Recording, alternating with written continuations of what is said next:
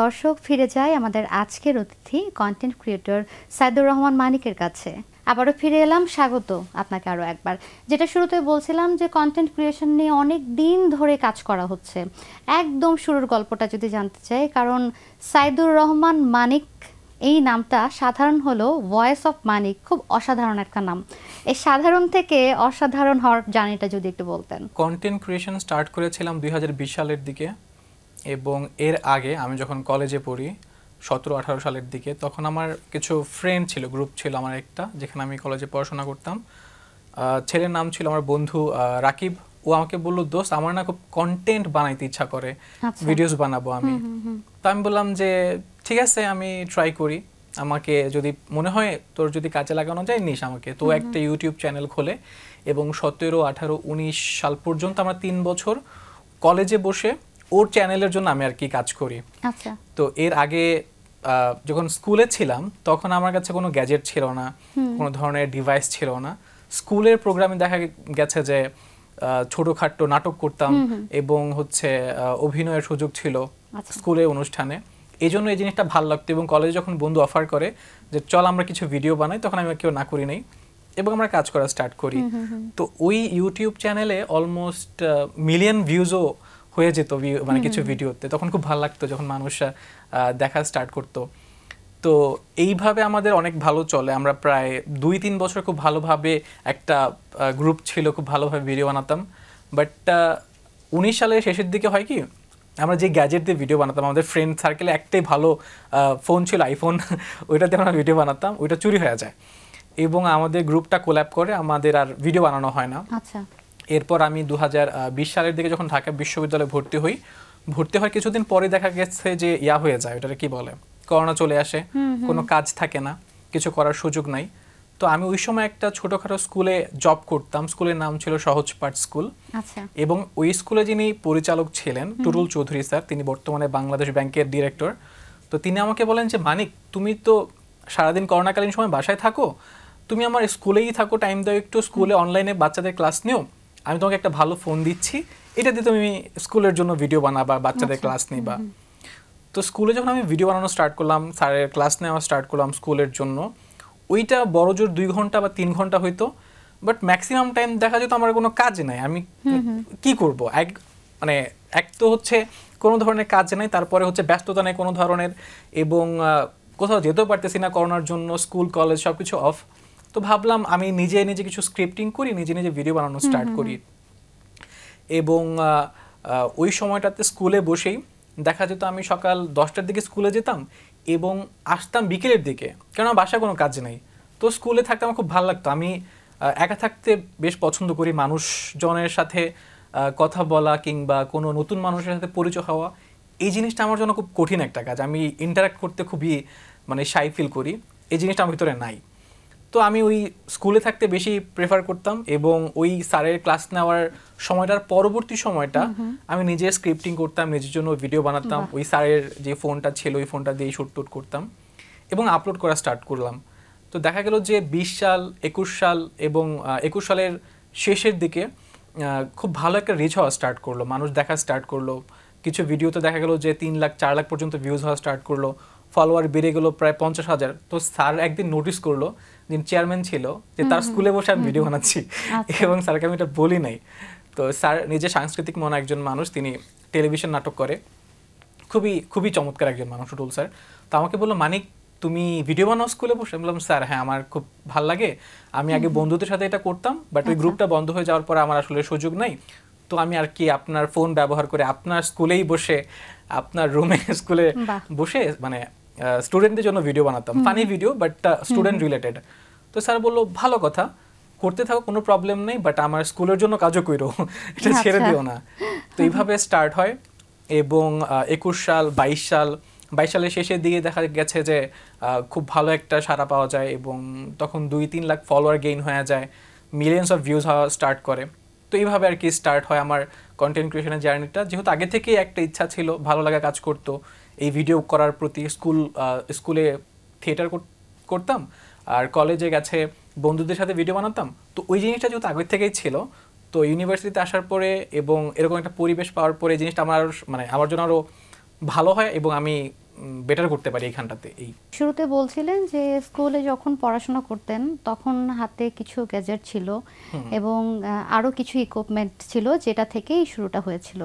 আচ্ছা, যারা একেবারেই নতুন বা নিউ কামার একজন কন্টেন্ট ক্রিয়েটর হতে চায়, কি ধরনের গ্যাজেট আসলে ইউজ করতে হয়? খুব ভালো এবং খুবই ফ্যান্সি গ্যাজেটস এর খুব বেশি দরকার নেই আপনার কাছে, যদি খুব ভালো মানের দরকার নেই। আপনি যদি একটা 20 বা 30 হাজার টাকা দামের ফোনও ইউজ করতে পারেন, ওইটা অনেক ভালো আউটপুট দিবে যদি আপনার স্ক্রিপ্টিংটা স্ট্রং হয়, আপনি যেটা বলতে চাচ্ছেন ওইটা সুন্দর করে বলতে পারেন, গুছিয়ে বলতে পারেন, তাহলে আপনি ওই ছোট ক্যামেরা দিয়ে বা ফোন ব্যবহার করেই অনেক ভালো রিচ করতে পারবেন। যেমন আমার ক্ষেত্রে হয়েছিল কি, আমি যখন 9-10-এ পড়তাম, স্কুলের জন্য কাজ করতাম, স্কুলের থিয়েটার ছিল বা স্কুলের যে কালচারাল প্রোগ্রামগুলো ছিল ওইখানে পার্টিসিপেট করতাম। তো তখন আমার কোনো গ্যাজেট ছিল না, যার কারণে আমি রেকর্ড করতে পারতাম না কিছু। যখন কলেজে আসলাম, বন্ধু আমাকে অফার করলো যে আমি মানে কাজ করতে চাই তোদেরকে নিয়ে, তুই করবি কিনা। তখন আমার কাছে নিজের কোনো গ্যাজেট নেই, বন্ধুর জন্য কাজ করতাম। স্কুলে যখন স্কুল শেষ করে কলেজ শেষ করে যখন ইউনিভার্সিটিতে আসলাম, তখন আমার কাছে গ্যাজেট নেই। আমি তখন স্যার যে ফোনটা দিয়েছিল ওই ফোন দিয়ে স্টার্ট করেছিলাম। তো এখানে ব্যাপারটা হচ্ছে যে আপনি যদি ইচ্ছা থাকে, আপনার যদি ভালো লাগা কাজ করে এবং আপনার গল্প বলা বা আপনি যেটা প্রকাশ করতে চান ওই জিনিসটা যদি স্ট্রং হয়, খুব কম দামি গ্যাজেট দিয়েও আপনি খুব ভালো করতে পারবেন। এটা হচ্ছে আমার সাজেশন, যে খুব বেশি ফ্যান্সি কিছু দরকার নেই। যদি স্টার্ট করতে চাও, মানে মানে বেসিক থেকে স্টার্ট করে একটা কম দামি ফোন দিয়ে স্টার্ট করতে পারো, বাস শুরু করে দাও। আগে শুরুটা করা উচিত, শুরুটা করলে তখন হয়তো একটু বড় পরিসরেই এগিয়ে যাওয়া যায়।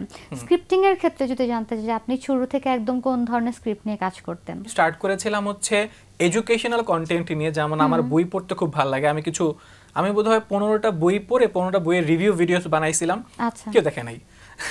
এরপর আমি হতাশ হয়েছিলেন? না, হতাশ না হওয়ার কারণ ছিল আমার এই জিনিসটা করতে ভালো লাগে, আমার কাজ নাই, আমার কোনো ধরনের প্রেশার নেই, আমার মানুষ ভিডিও দেখতে হবে এরকম কোনো প্যারা ছিল না আমার। তো বলছি ঠিক আছে, আমি নিজের ভিডিও নিজে দেখি, নিজে হচ্ছে ভালো লাগে, আমি কথা বলতেছি ভিডিওতে। তো এই জন্য আমার কোনো প্যারা ছিল না স্টার্টিং এ। তো দেখলাম যে কোনো ভিউজ হচ্ছে না, তো ভাবলাম যে আর কি করা যেতে পারে, মানুষ কিভাবে দেখা যেতে পারে। কারণ প্রতিনিয়ত আপনার কন্টেন্টটা ইমপ্রুভ হচ্ছে, কিভাবে বুঝবেন? ভিউজ হচ্ছে, এনগেজমেন্ট বাড়তেছে এবং আপনি নিজে ডেভেলপ করতেছেন। তো আমি একটু রিসার্চ করা স্টার্ট করলাম আমাদের দেশীয় যে কালচারটা আছে, আমরা কি পছন্দ করি।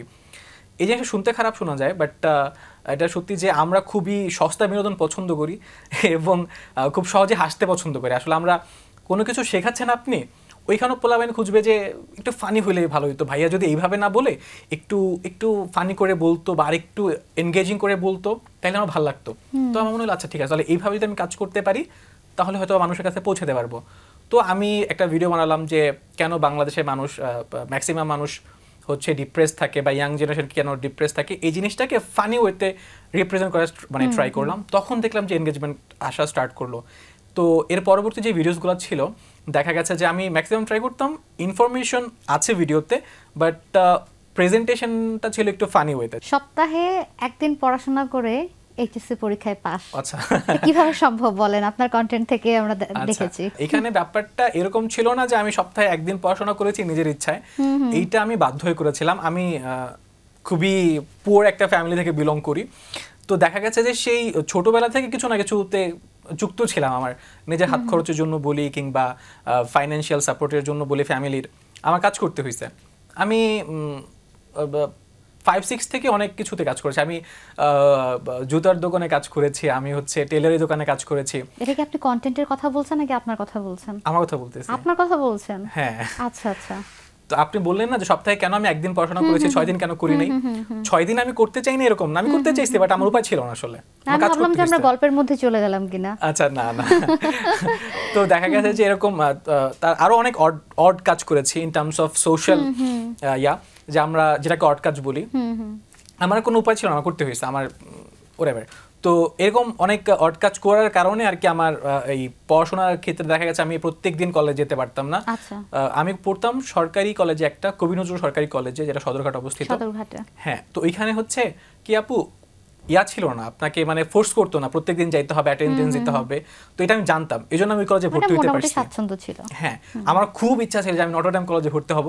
বাসা থেকে বলা হলো যে তুমি যদি নটরডেমে ভর্তি হও তোমার প্রত্যেকদিন যাইতে হবে, এটা একটা প্রবলেম, প্লাস ওইটার বেতন আছে প্রায় 1200 থেকে 1500 টাকা, তুমি কি ম্যানেজ করতে পারবা?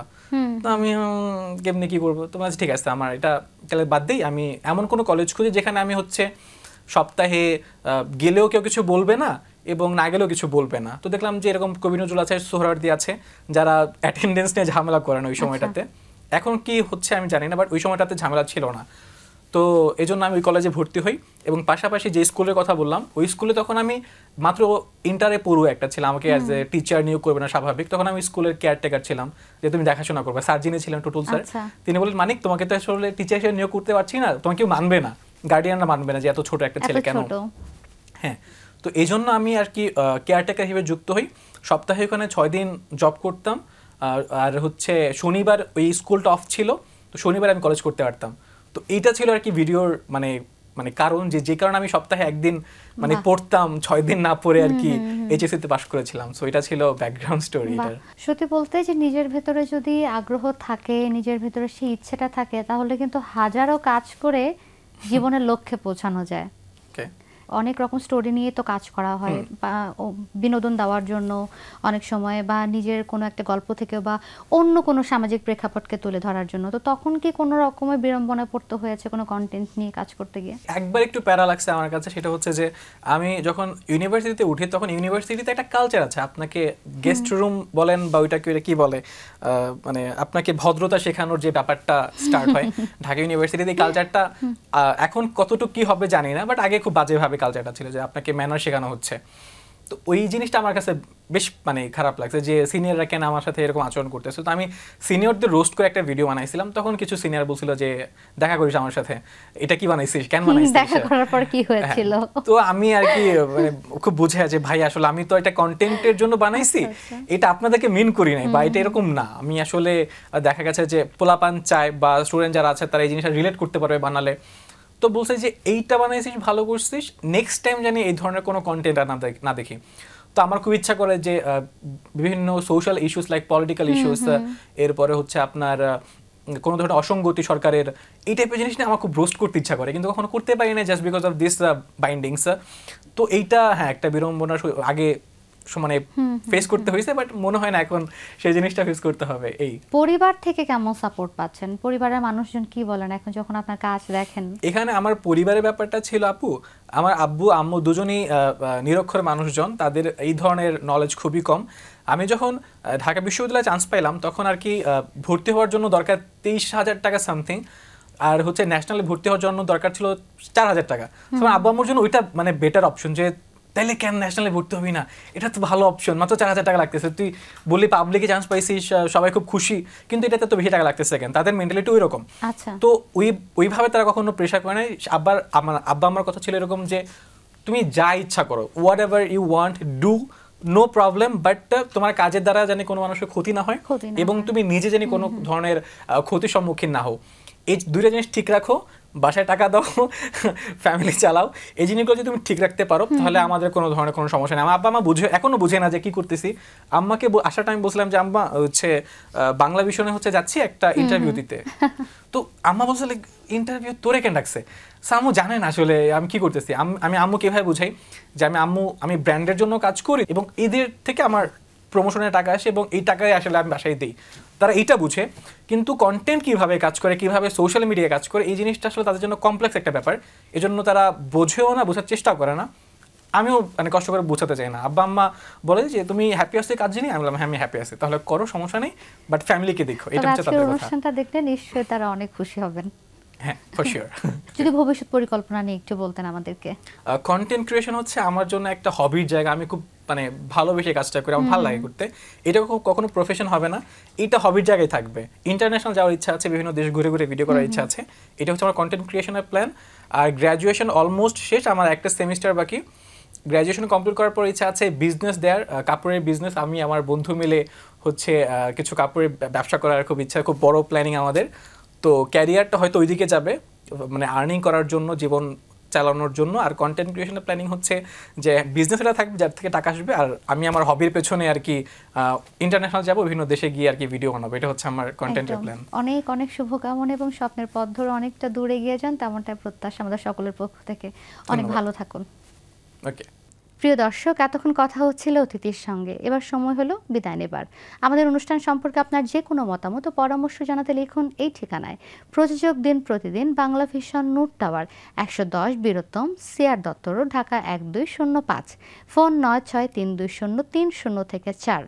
আমাদের ইমেল অ্যাড্রেস dinprotidin@banglavision.tv। ব্রিটিশ লেখক আর্নেস্ট নিউম্যানের একটি উক্তি বলে বিদায় নিব আজ। তিনি বলেছেন, যার গলার আওয়াজ যত বেশি ওপরে তার বুদ্ধিমত্তা ততই নিচের দিকে। প্রিয় দর্শক, সবাই ভালো থাকুন, সুস্থ সুন্দর থাকুন। আজ সারাটা দিন সবার জন্য শুভ ও কল্যাণময় হোক।